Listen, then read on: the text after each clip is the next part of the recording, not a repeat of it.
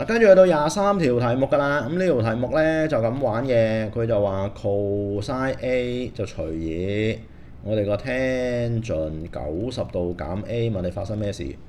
咁我哋用翻 ASTC 嘅玩法去到玩咗先啦。90度減咧係 A 位，A 位就一定係正㗎啦。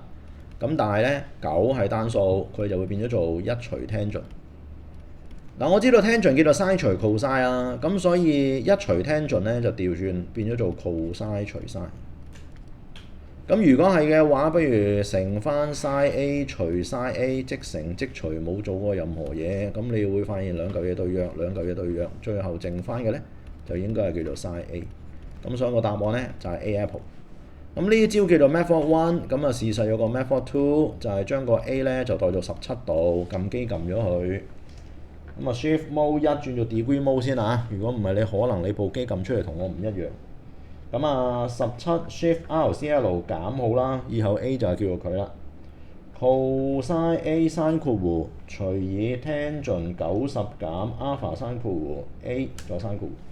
撳落去0.292啊 OK， 我哋個題目就計到係0.292。咁啊 A、B、C、D 邊個出到0.292咧？sin A 撳落去0.292，咁啊已經肯定佢啱。即係如果我係考生，我唔再代㗎啦，因為你代個17度咁鬼樣衰都能夠 match 到咧，就肯定係佢㗎啦。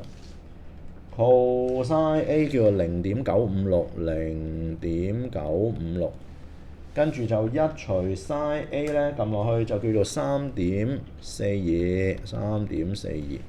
最後咧就一除 cosine A 咧，撳落去就1.046，1.046。咁啊肯定答案係 A apple 啦。